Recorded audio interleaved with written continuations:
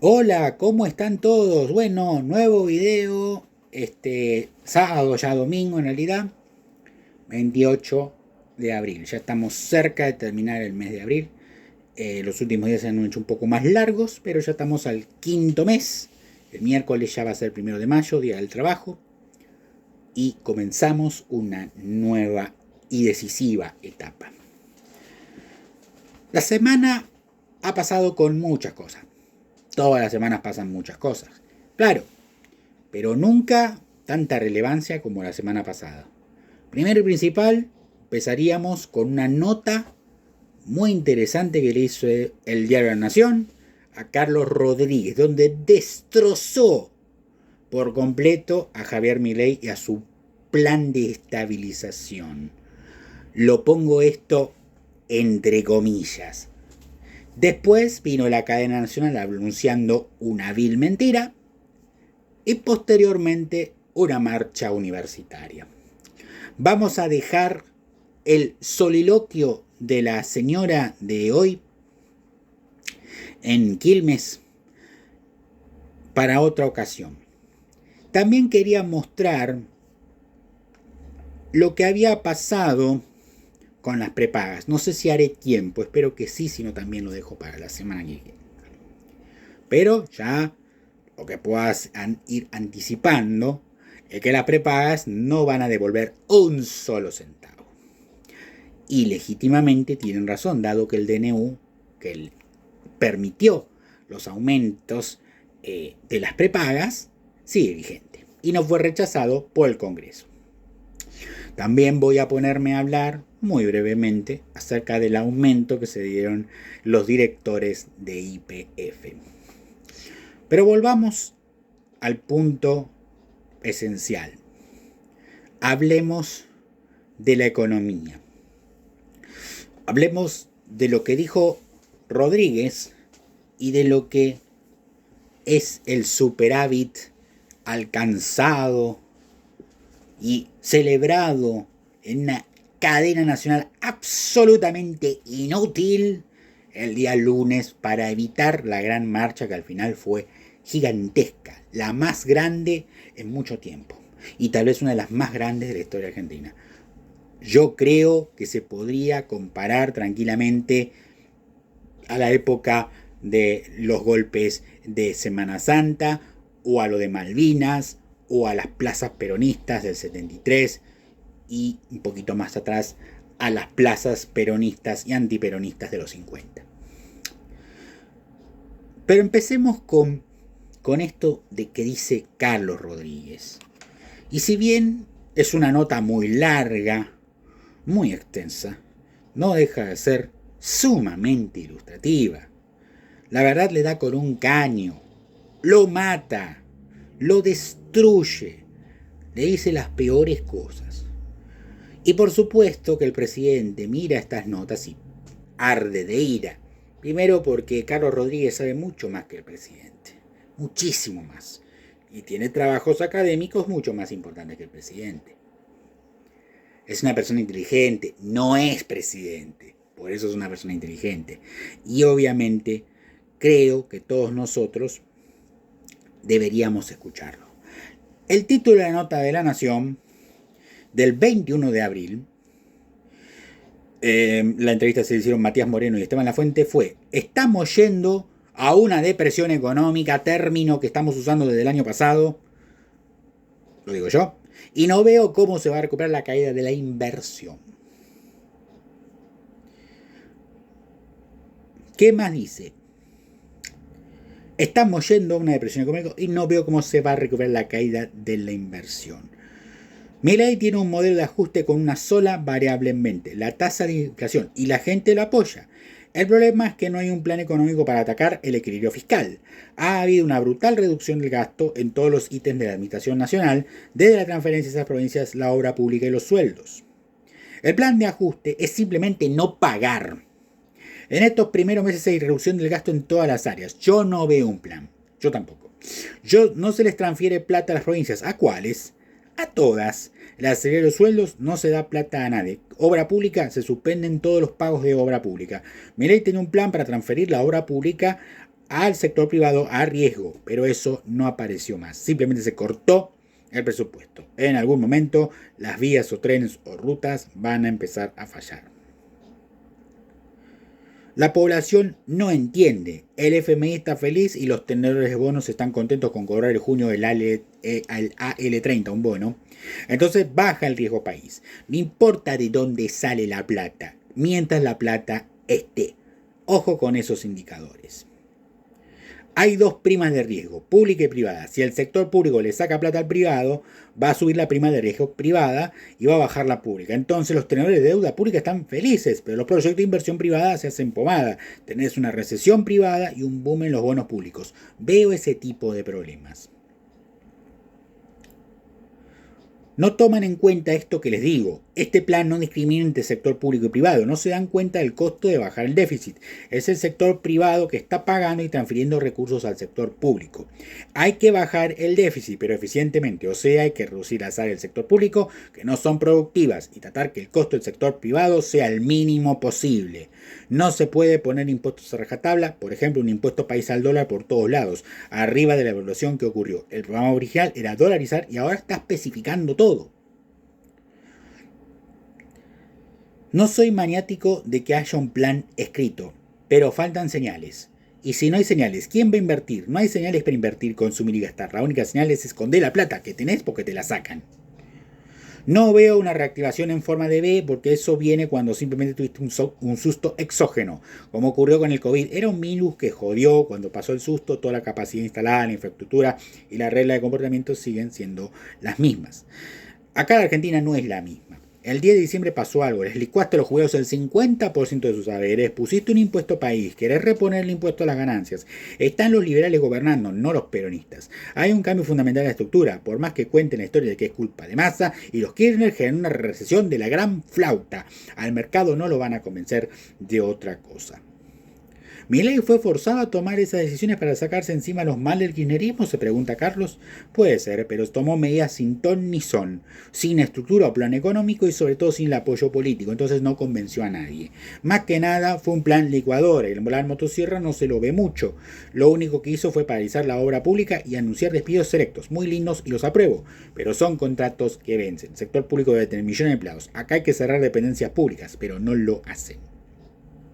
Te van a decir que el Congreso no los ayuda, es verdad, pero ¿para qué quiso ser presidente si sabía que no tenía poder político? Anunció planes grandiosos y después dice no los puedo hacer porque no me dan apoyo. ¿A qué vivo? Es lógico. Se está dando cuenta de la realidad. Todos los economistas sabemos que hay que hacer. Salió como un cantor de rock y la gente le creyó, pero no es más sabio que nosotros. Sus recetas son más viejas que Matusalén. Supo vender las ideas que todo el mundo tenía en la cabeza, pero todos sabían que no se puede instrumentar todas juntas y a lo bestia. Muy de Carlos esa parte. Son ideas de pizarrón, la economía ideal. No se puede llegar al gobierno y hacer todo junto, al menos sin explicarlo, tener los votos. Nunca lo asesoró. Usó mi nombre nada más y yo caí como un chorlito. Fui un viejo estúpido. Hablaba de la fuerza del cielo y me comí el verso de que era algo distinto, que iba a conseguir lo que decía. Nunca me dio bola ni me pidió un consejo. Tampoco me dejaban hablar en los medios. No sé si no escucha al grupito íntimo. Fuimos muchos los no escuchados. Yo renunció cuando nombró al ministro de Economía sin siquiera consultarme. La única vez que le serví fue para ir a la reunión con el FMI. Le renuncié por Twitter para que después no dijera que me echó. Es un tipo raro. Decía que iba a hacer cosas que me parecían imposibles, pero como conseguía votos, yo lo seguí, a pesar de que no me daba bola. Estamos yendo a la depresión y no veo cómo se va a recuperar la caída de la inversión. No veo al campo recuperándose, sino a sectores de la minería y el petróleo que están operados por grupos concentrados del extranjero. Son regímenes que no pertenecen a la Argentina, tienen sus sistemas impositivos y laborales totalmente separados del resto del país. Y acá cuando le hace la pregunta por Caputo, dice que le falta a Caputo, porque es de las finanzas. Una concepción del ajuste estructural que hace falta en el sector público y privado. Lo único que vimos es una reducción del gasto en todos lados y una preocupación por acumular reservas para que baje el riesgo país y puedan entrar de nuevo los mercados de capitales. Es lo que haría un hombre de finanzas, como Caputo. En cambio, hay un economista que estaría tratando de desarrollar un plan económico. Hay que hacer ajustes que sean sostenibles. Cuando le preguntan sobre el FMI, dice el fondo se está cubriendo, nada más. Ahora está hundido porque le debemos 45 mil millones y no nos puede prestar más, porque el board no lo va a permitir. Lo único que nos puede prestar es para que le repaguemos. Se cubren para que no lo critiquen, pero lo que está pasando es una matanza con los jubilados o los sueldos del sector público. Es cierto que el sector público está sobreexpandido, pero fíjate dónde está la sobreexpansión. No podemos bajarles a todos 30, 40, 50% los sueldos porque hay sectores que lo va a precisar. El Estado no es el demonio. Con esta frase te vas a quedar sin nada. Es la recesión o la depresión que hará bajar más y más la recaudación, entonces va a precisar más impuestos. No tiene más remedio, de lo contrario va a tener que emitir, que ya lo está haciendo. ¿Se aleja la meta del déficit cero? Le preguntan. Se aleja, fíjate que en marzo ya tuvo déficit financiero primario. Lo que pasa es que en el primer trimestre se compensa con el colchón que tenía, pero ya no puede licuar más. La licuación está cayendo, entonces baja la licuadora de ingresos. La presión social para que haga ajuste nominal en los ingresos está subiendo. La inflación ya va a venir al 10 o 9 en abril y la demanda de los ingresos de los sindicatos viene al 20. Con los jubilados y el sector público le va a pasar lo mismo. Entonces la licuadora se le va. Lo único que ha hecho Caputo es renovar y bajar la tasa, lo cual estuvo bien. En lugar de flotar, devaluó un montón y después devaluó más despacito al 2%. Pero con los pasivos del BCRA es 4-1 con la base monetaria. Con los BOPREAL arregló 7 mil millones, que es lo que sumó acumulando reservas. Entonces no estamos mejorando el balance del BCRA, porque emiten BOPREALes de tres tipos. Unos en dólares, otro que se usan para pagar impuestos, es un despelote. Eso es lo que hace un tipo que es experto en finanzas. Complica tanto la situación que nadie la entiende. Pero a mí no me va a joder con esto de decir que tiene 28 mil millones de dólares en reservas, sin el swap con China, los encajes, los depósitos y la deuda con importadores está en negativo. Las reservas se acumularon con deuda, son ficticias. Por supuesto en el gobierno anterior también. Pero ahora te dicen que ya cambió todo, no sé dónde. Cuando le preguntan sobre el cepo, por los pases y el BOPREAL los pasivos son más de 33 billones de pesos. Y si se levanta el cepo, no sé a qué valor sería. Tenés que hacer un plan Bonex en ese caso. No tiene más remedio. Como no lo quieren hacer, no lo levantan. Cuando le preguntan sobre el esquema económico macro sostenible, dice, es que esto no es un esquema macro. Te repito, recortar el gasto con licuadora, no pagarle a nadie, decirle jódanse, yo no lo veo como un plan macro sostenible. Duró un par de meses y generaste una recesión.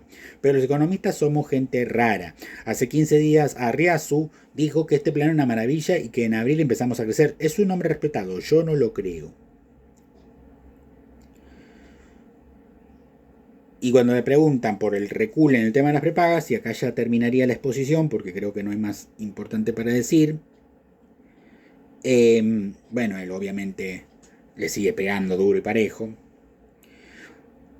Eso se debe a la falta de plan. Milei liberó los precios completamente al que se fueron la miércoles, antes de flexibilizar el mercado laboral y de crear un nuevo sistema de ajuste jubilatorio. Entonces creó una recesión con un mercado laboral imperfecto. El jubilado que le baja la inflación no tiene alternativa con su ingreso nominal. Liberarte los precios en un país en el cual los ingresos no pueden subir.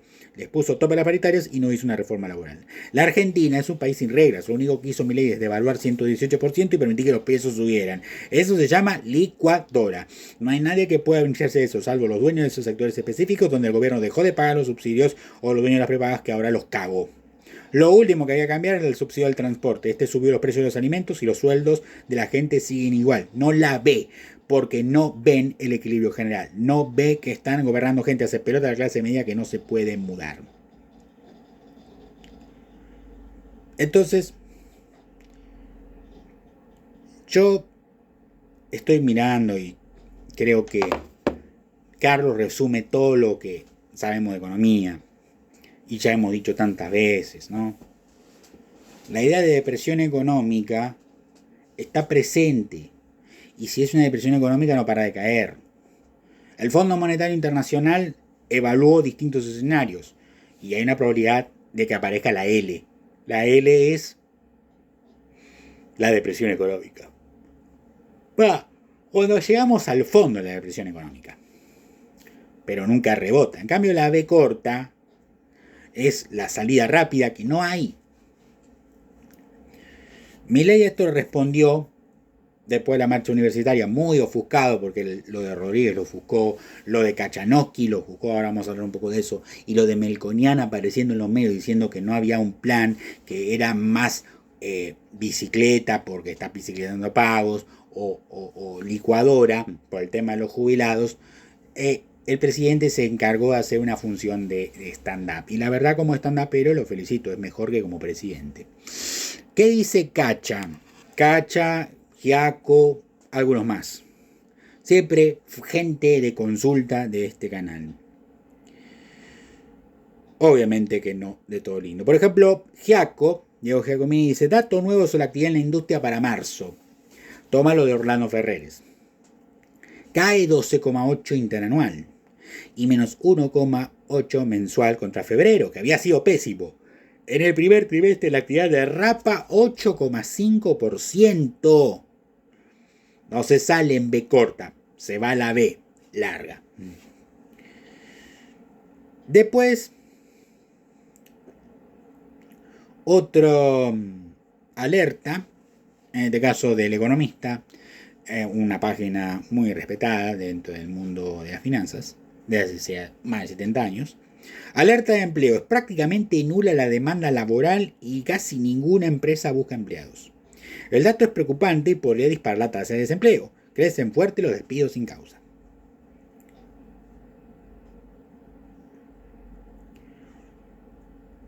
Estamos viendo una de las señales de la depresión. Menos viento de cola porque el frente externo le pone límite al tono alcista de acciones y bonos. Esto complica también el panorama en el frente internacional, nota de Infobae.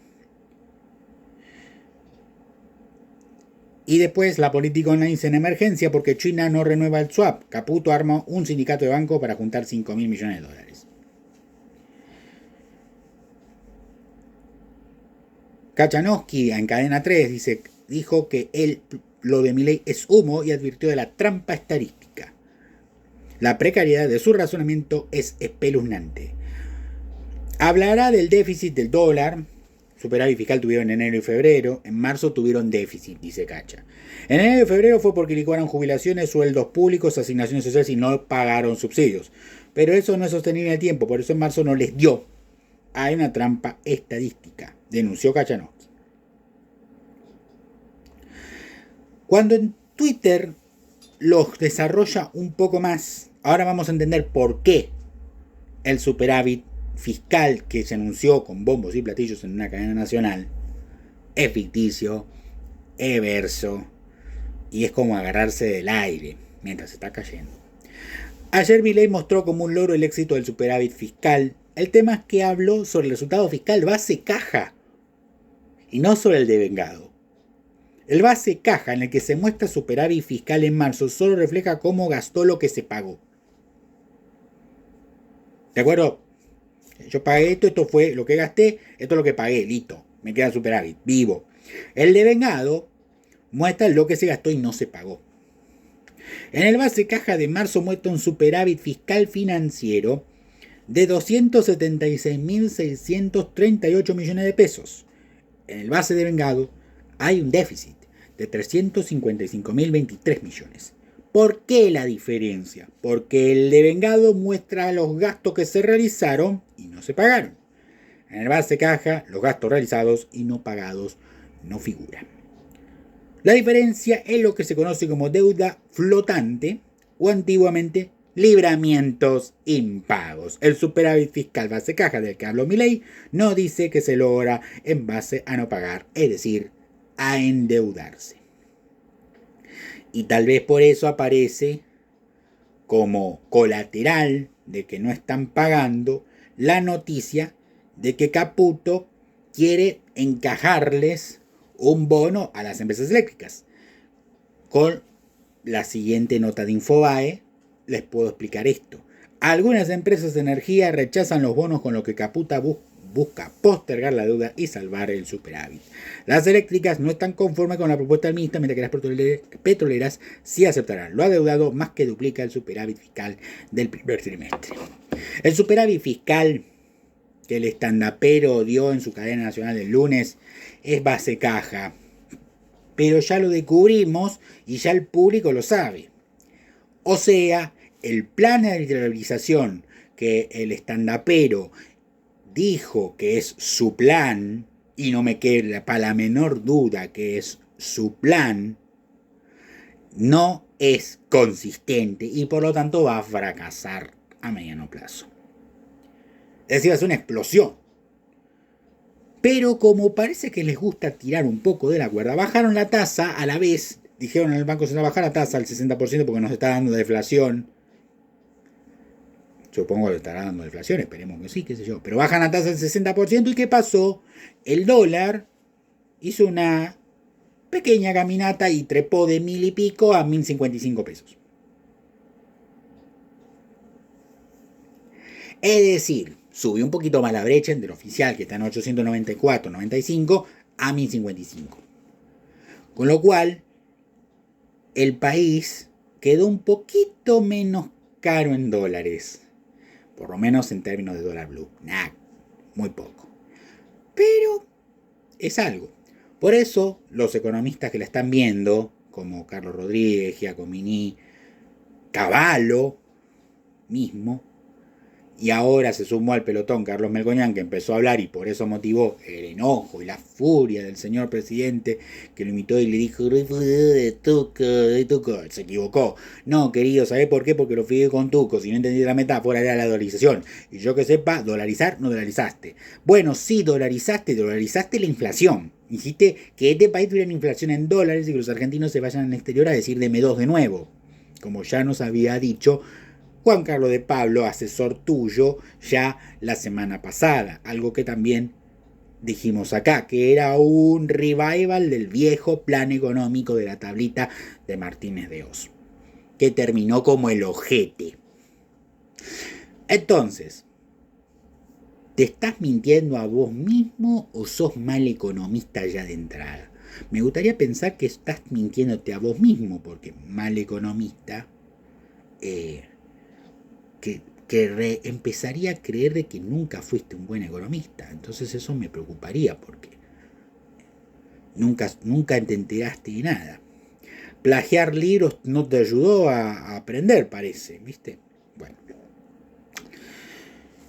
De cualquier manera, el plan económico, que de Milei defiende a muerte como su plan económico para bajar la inflación, que es su único objetivo, y que cuando salte un poquito más arriba del último dato, y quede más alto durante un tiempo largo, lo va a ver como un enorme fracaso. No solamente él, sino también el mercado. Y ya hay algunos indicios de la emisión monetaria, porque le están dando salida a los que tienen bonos en SER. Ya están dándole salida a gente que está en bonos de SER, del coeficiente de estabilización de referencia. A ver si tengo el tweet.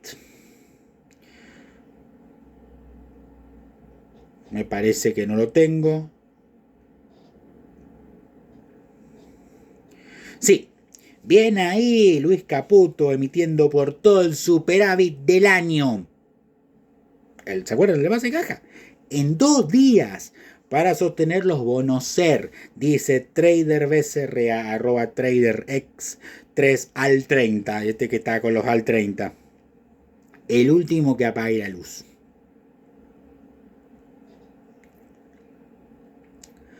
O sea, que la emisión para pagar a lo que salen bonos SER, eso está.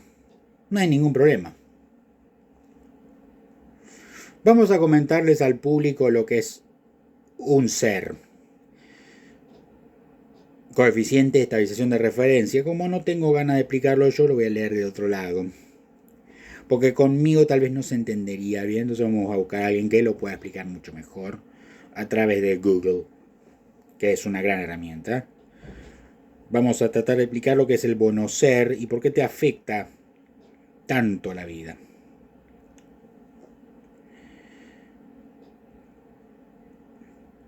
El SER, dice acá, es el coeficiente de estabilización de referencia, un indicador elaborado por el Banco Central para ajustar el capital de depósitos y créditos por la inflación y así atar el valor de la moneda de los contratos celebrados antes de la especificación establecida por el decreto 214/2002.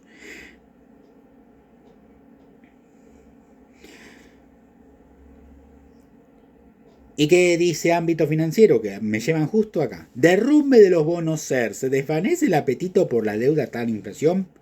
Los bonos registran una fuerte caída en sus precios, producto de las proyecciones a la baja en inflación. Pero el mercado está siendo muy optimista.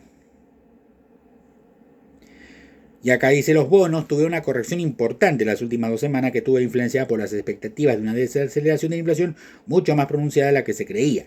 Específicamente los bonos largos rebotaron fuerte en medio de fuertes rumores de baja de tasas, que al final se cumplieron, que finalmente se concretaron el jueves, como dice acá la nota, con el BCR comunicando que baja las tasas de pase de 70 a 60% TNA, lo que arroja una tasa efectiva mensual de 5,05%. El analista financiero Tealdi de sus redes se preguntó qué está pasando con los bonos.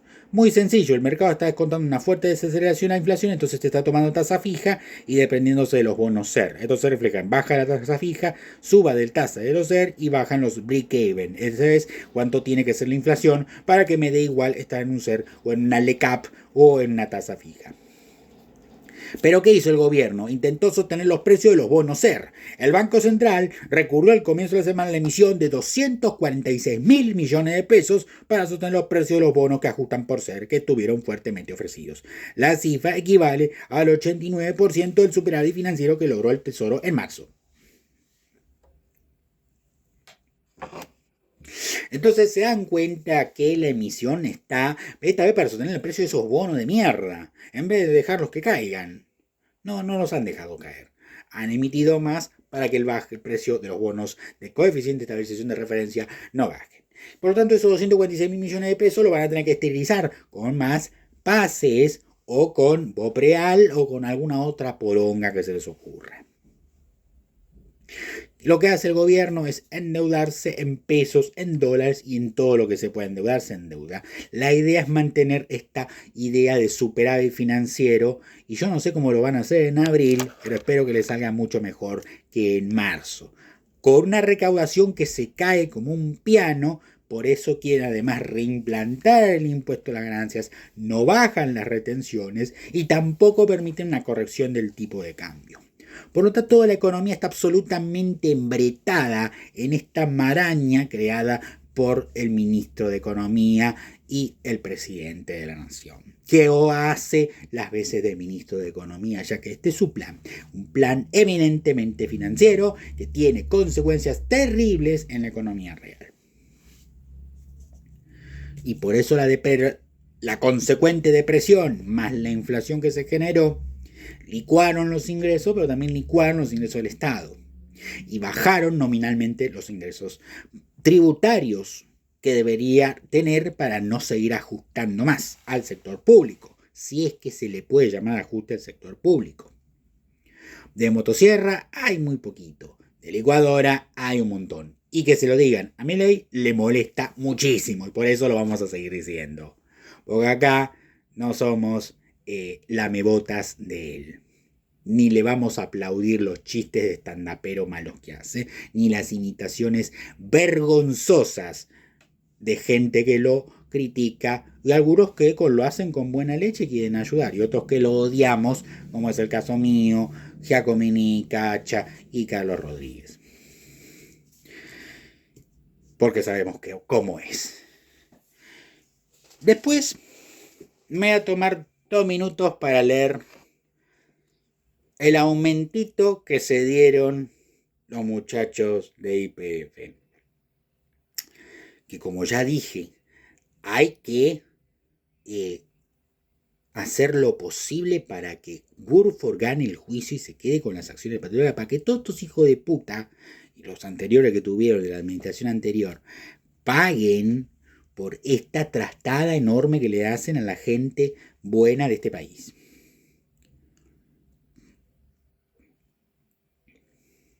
La política online, volvemos, los directores de YPF se dieron un súper aumento de sueldo y cobrarán 77 millones de pesos mensuales. Y vos te quejabas porque los senadores cobran 9, 7, no sé cuánto cobran ahora, cobran menos de 10 palos. Bueno, estos van a cobrar 77 millones. La Asamblea de Accionistas aprobó una significativa suba de salarios para sus directores en medio de un fuerte ajuste para el resto. La empresa no social cuenta con un órgano directivo compuesto por 11 integrantes por las acciones clase D, que son las que controla el directorio. Uno de los miembros es el presidente y CEO Horacio Marín. La Asamblea decidió el incremento del monto anual de remuneraciones de 2.087 millones de pesos a 10.189 millones de pesos, equivalente a un incremento del 400% interanual. Según publicaron los medios especializados, la industria petrolera asegura que los salarios directivos de la petrolera estatal estaban retrasados. Sin embargo, no hay registro de un aumento de esta magnitud. El promedio mensual para cada director, en una cuenta solamente nominal, sería de 77 millones de pesos. Los beneficiados del aumento son, además del CEO, el jefe de gabinete, Nicolás Pose, su número 2, José Rolandi, Mario Eduardo Vázquez, que también es director de Mercado Libre, Despegar y Globant, y Carlos Bastos, ex ministro de Infraestructura del gobierno de Fernando de la Rúa, Eduardo Odino. A su vez aparecen en la lista el exgobernador Gutiérrez, el dirigente petrolero chubutense Mongilardi, el empresario Horacio Forquiasín, la ministra de Energía de Mendoza, la radical Jimena Latorre, José Guillermo Terraf y el secretario general de la Federación Sindicatos Unidos Petroleros e Hidrocarburíferos, SUPE, Gerardo Canseco. Por su parte, entre los directores suplentes, que no convencionarios, figura el ministro del Interior, Guillermo Francos. El aumento del salario cuenta con el buen visto del gobierno, que ex accionista mayoritario en la empresa, en medio de un fuerte ajuste y cuestionamiento de Milei por el fuerte incremento de los senadores. Fuentes de la empresa, consultadas por el EPO, aseguran que es una decisión de los accionistas ante un pedido de directores y eso le excede de Marín para abajo. Sobre Pose y Rolandi aclaran que cobrarán como ministros, es decir, recibirán 3,5 millones y no los 70. Cabe recordar que Rolandi había sido nombrado ad honorem.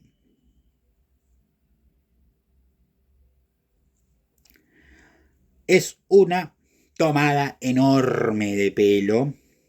Para vos, boludo, que habías dicho de la casta, bueno, acá está la casta. Esta es la verdadera casta, ¿viste? Porque estos hijos de puta no los elegiste vos con tu voto, choto. Estos desgraciados los eligió el desgraciado que vos elegiste con tu voto, choto. ¿Te das cuenta? Esto es muy indignante, porque ya habíamos hablado justamente de la situación de YPF. Y bueno, no les importó un carajo. Obviamente esto supongo que después se corregirá, habrá alguna denuncia ante la justicia, algo pasará, esperemos, ¿no? Porque esto no puede quedar así. Por eso es importante, y como te dije la vez pasada, hace un rato también, de que Burford se quede con el 51% de las acciones de YPF, ya que no hay willing to pay. No hay willing to pay, no hay voluntad de pago. Por lo tanto, Burford se tendría que quedar con las acciones de la petrolera estatal. Y no me vengas con Argentina ni nada, porque esos pensando en Argentina no estaban cuando se aumentaron el sueldo. Van a hacer todo lo posible para tapar de que no fue así, pero después van a tener que adecuarse si es que Milei no le salta la luz amarilla de esto. Y acá ya en 33 minutos vamos con el título del video. No me olvidé, muchachos, no me olvidé, pero me vino justito al pelo. Todo está milimétricamente planeado, no como los planes económicos de Milei. Esta vez, este video se va a llamar Luces Amarillas en el País de los Payasos. Luces amarillas en el País de los Payasos, para explicar el plan económico que empieza a tener estos problemas que ya estamos viendo evidentes de superávit ficticio, de verso del superávit, y además del stand-up impresionante de un presidente que se ve que estaba en aquel momento muy emocionado por burlarse y hacerle bullying a personas que lo cuestionan y no a los que someten su culo a la hermosa lengua de su verborragia. Hablemos ahora de la marcha, porque la marcha lo sorprendió. Iba a ser grande, pero fue muy grande. La marcha terminó por afectar los nervios de Milei, por eso quedó así, tan eléctrico. Porque fue una marcha muy grande, porque no se esperaba tanta concurrencia de gente, porque había un legítimo derecho, igual podemos discutir tal vez ese punto, en la idea de que la educación pública está bien, la universitaria funciona muy bien y es como un motor de desarrollo social. Entonces es una fibra sensible que tocó el gobierno al no mandarle los fondos o al dejar los mismos fondos del 2023. Cuando vos no tenés presupuesto, no tenés plan económico, tenés medidas de miércoles tomadas a la ton sin son, como bien decía Carlos Rodríguez. Pasan estas cosas. Tenés un montón de gente en la calle y tenés un lugar donde los líderes de la oposición se colan, no ensucian nada, no sean pelotudos, no son nada, no representan a nadie estos muchachos, porque así como no hay gobierno, que el gobierno se vive peleando entre sí, que Petovelo no sabemos si se va, que Pose también tiene problemas con el presidente, que el presidente a veces tiene roce con su propia hermana, que el mago del Kremlin ahora controla la agencia principal de inteligencia de este país. Tampoco hay oposición. Y después quizás la semana que viene me refiera al discurso de la señora de hoy, que fue absolutamente lamentable y como siempre demuestra que tiene un pacto con este gobierno para quedar impune de sus causas judiciales. Te lo voy tirando así para que lo vayas agarrando, ¿viste? Anda agarrándolo de la mano. Pero lo cierto es que la marcha fue muy grande, demasiado grande. Y fue en todo el país, no es que fue solamente la Plaza de Mayo. Nosotros nos quedamos con la Plaza de Mayo porque estamos acá, en Buenos Aires. Pero en todos lados se sintió. Hay una creencia, no sé si verdadera, de que la universidad te saca de la pobreza. O tener un título universitario te saca de la pobreza. Yo creo que en realidad lo que te saca de la pobreza es el esfuerzo propio. Está bien, el esfuerzo propio se puede ver en una universidad, yo soy producto de la misma. De hecho, siendo producto de la misma, debería ser estatista y estar a favor de la universidad. Pública, gratuita, de calidad. Pero en realidad no, soy libertario y considero todo lo contrario. Preferiría un programa de arancelización y que todo garpen. Para que no pasen estas cosas. Para que no haya una marcha donde se pierda un día de clases para ir a reclamar por el presupuesto porque no alcanza ni siquiera para prender las luces. Hay recursos que están mal administrados, el gobierno insistió estúpidamente en auditoría, ya sabemos que hay problemas con las auditorías y que la UBA no gasta bien, gasta mal muchas cosas, pero no creo que sea mucho más corrupto la UBA que el directorio de YPF, por ejemplo. Se manejan menos milloncitos. Pero ¿qué quiero decir?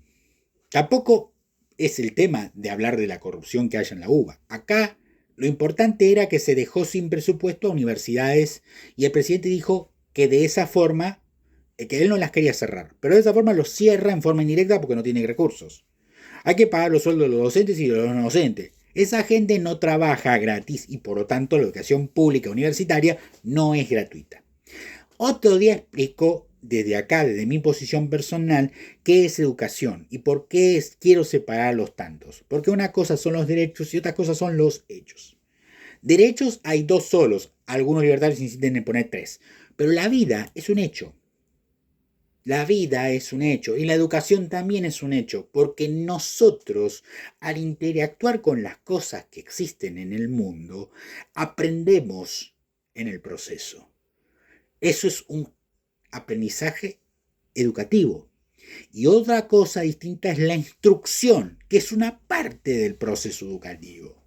Y que es la parte más baja, más plebeyo, vamos a decirlo así, del aprendizaje. Y la percepción de las cosas y el modo en que las aprendemos, la educación, es un proceso sumamente individual, personalísimo y que nadie puede experimentar de la misma forma. Es raro que dos personas experimenten las cosas de la misma manera. No es tan así. Pueden agarrar una lapicera si nunca habían visto una, pero por ahí alguno descubre que con eso puede hacer algo, puede hacer garabatos, y el otro puede ver si los garabatos pueden simplificarse en ideas o escribir algo. Por ejemplo, no sé, alguien hace un garabatito, si nunca ve una lapicera, la agarra y sabe, lo escribe en cualquier lado, si no conoce tampoco lo que es un papel, y otro puede hacer un garabato y querer comunicar una idea. Los dos aprenden a usarla, uno para hacer el garabato que no es entendible, el otro para intentar comunicarse. Poniendo ese ejemplo que se me acaba de ocurrir. Tal vez no está tan elaborado, pero no importa. La idea está. La instrucción es cómo yo uso la lapicera y cómo comunico mi idea. La educación es cómo uso la lapicera en general. La puedo usar para escribir en un papel o la puedo usar para escribir mis paredes. O escribir cualquier lado, escribirme la mano, escribir lo que sea. Entonces, la marcha fue muy grande, el gobierno no se las pegaba, fue una derrota muy grande, 4 meses. Y bueno, algunos dirigentes opositores aprovecharon para sumarse, Lustó, Jacobiti, Axel Kicillof, etc. No tienen mayor relevancia, muchos de ellos están quemados, habrán divertido un poco, algunos a De Loredo, por ejemplo, le dijeron andate culiao, hijo de puta, a los cordobeses, y después en Buenos Aires, cuando le hicieron la pregunta de cómo lo habían tratado, dijo la gente me trata muy bien, apareció un colectivo y le dijo sorete, votá el presupuesto universitario. Con lo cual te voy avisando que si está el quórum para el presupuesto universitario en el Senado y en la Cámara de Diputados, esos fondos van a tener que ir a la universidad, Javier, o tanto el superávit fiscal también. Cuidadito. O sea, la marcha universitaria lo que hizo fue potenciar a la oposición para que sacar las leyes. No se sacó la de mejorar el presupuesto universitario, pero está ahí. Primero te van a votar la ley esa, que la base es que según lo que me informan, mucho ya no te importa porque la van a modificar en cosas y ya va a quedar una cosa absolutamente inentendible. La ley base que valiera la primera, la que mandaron a retirar, Sago, que encima ahora se fue y está, no puede hacer interbloque porque no lo quieren en ningún lado y por lo tanto, Ocarcito, mejor hacerte oposición y dejarte romper las pelotas y a Rocío, hace unite de una buena vez, hacelo, porque también te van a empezar a acusar de traición y es mejor dar el golpe ahora que dar el golpe mañana. Y la Libertad Avanza se va desgajando. Yo les digo estas cosas porque la info la tengo, porque me la pasan. Yo la verdad quisiera a veces no tener tanta información porque no tengo tanto tiempo para darle la bola que debería darle. Pero el presidente tiene varios problemas. Adelante. Políticos y económicos. Y pronto van a ser sociales. Esta marcha fue eso, un problema social. Le dijeron, acá no. Acá no. Acá no queremos que pases la motosierra. Queremos dinero para estudiar y poder progresar. Por supuesto, cada argentino y cada persona que no es argentino pero vive en este país y utiliza el servicio de educación universitaria, tiene derecho a prosperar, a mejorar su condición. Pero en el ambiente en el que está, yo la verdad recomendaría salir, porque este proceso está acabado. Lo que pasó en 1810 en Argentina, mis queridos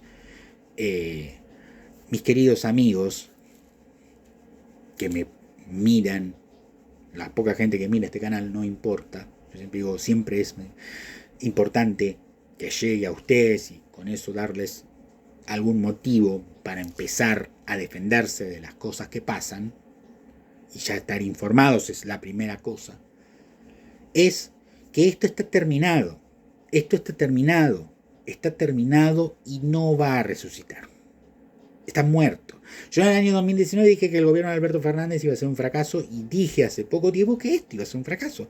Y efectivamente, no me equivoqué, ni me equivoqué antes, ni me equivoqué, no me estoy equivocando ahora y no me voy a equivocar mañana. Me quito toda la modestia encima.